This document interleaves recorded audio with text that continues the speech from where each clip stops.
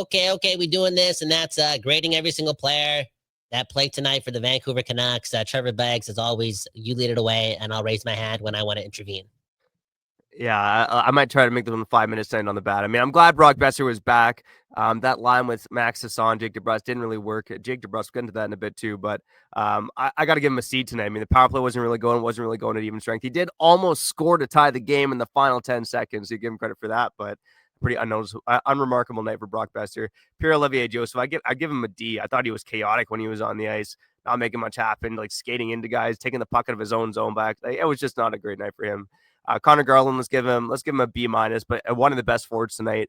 RC Baines, I almost want to give him an incomplete. It felt like he barely played, but didn't mind him when he was out there. Let's give him a C+. Philip Hronek, he has been making mistakes out there, Kyle, but there are moments where, again, it's just kind of unremarkable plays getting out of the zone. But again, this guy is getting paid over $7 million. He's supposed to be a guy that creates offense as well, and he's not doing that either. Okay, first off, I want to say, what did he give Brock Besser again? I give him a C. I think you're out for lunch, a B-. I think he was our best forward today. Anyways, yeah, I think he was as good as Max Hassan and Linus Karlsson. I can't believe I just completed that sentence. He was our best forward, and he was as good as Linus Karlsson. Is this the preseason? Anyways, Philip Hronek, Trevor, I think you were team this before I was ever team this, and that's splitting up Quinn Hughes and Philip Hronek just for a bit. And, Philip Hronek is right-handed, and maybe that is the easier way to give Tyler Myers less minutes is by putting, I don't know, you know what I'm saying? Just balance it out and, make Myers a 5-6 defenseman. Do you see that happening anytime soon? Splitting up Hronek and Hughes.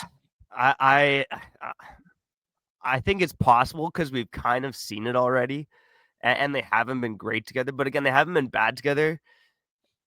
I think it's possible because if the Canucks keep playing mediocre, you might think let's utilize these guys offensively a bit more. Let's split them up. Mm-hmm. And again, this team was rolling when Mancini was in the lineup, and he'll be back soon. You can almost guarantee it. Pierre-Olivier Joseph ain't sticking around for the long term. Mancini's going to play his first AHL game, I think, on Friday or this weekend, and then he can be called back up. I got a comment on that too. Can you say the Mancini being demoted for cash reasons? What were we thinking there? Honestly, that's just weird management. I don't know. Anyways, yeah, Philip Hronek, Hughes maybe get split up. Continue. All right, Drew O'Connor, give him a D for Drew. D, PD. I'm giving him a B+ tonight. Actually, no, A-. Made the most of his minutes. I'm going A- for DPD. Marcus Pettersson, again, was so close to sweeping that puck off the line. Haven't really noticed him mistake-wise out there, but he seems to be on the ice for good amount of shot attempts against. I give Marcus Pettersson probably a C+. He's playing with Tyler Myers, Trevor. You're not getting the most out of Marcus Pettersson too because he's playing with Tyler Myers. I'm just saying. I think individually speaking, I've liked Marcus Pettersson's game for the most part. He's he's so lengthy and so tall. You would notice if he was being clumsy and being dumb and being bad, but you don't really notice that in him.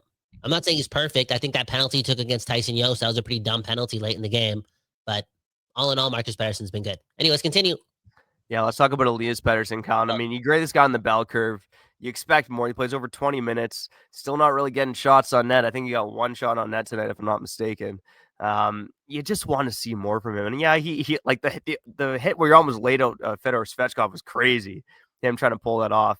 Again, some good blocks, a good clear on the PK. But again, this guy's playing like Philip Donoso. He's got 4 points in 8 games. And yeah, he's looked better. And you want to stay patient. I'm only 10% of the way through the season. This team can turn it around. He can still turn it around too. He hasn't been bad, but for a guy who's supposed to create offense on a team that starved for it, he's just not doing it. He's not even really threatening. So I'd give him a C overall. Trevor, yeah, I'm giving him a C-. Elias Pettersson in his last 100 games, how many points do you think he has? I'm going to say 61. In his last 100 games? Yeah, in his last 100 games. Yeah, I'm going to go 64 points. Okay, everyone take a guess. I'm going to search it up because I'm curious now. Keep going. Yeah, no problem. All right. So Quinn Hughes, again, 29 minutes tonight. I mean, this guy, the frustration on his face, smashing his stick, kind of looking angry out there. This is not the Quinn Hughes you want to see. You don't want to see frustrated Quinn Hughes out there. Oh, my God. It makes me want to cry, dude. But yeah, I mean, overall, he's trying out there. He's still not looking like himself. He's still being a little sloppy out there. Pucks are getting by more at the blue line. But it just doesn't feel like he has anyone to pass to. The Canucks feel slow up front, so I'm having a hard time blaming him for it. For his performance overall tonight, I give him a B. Like, he was still one of the best Canucks out there, as he always is.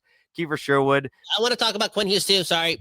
Did you read Noah's the tweet? How he's like Quinn Hughes, and people in the comments are talking about this too. Like, you got to bring up Quinn Hughes' ice time and all this stuff, right?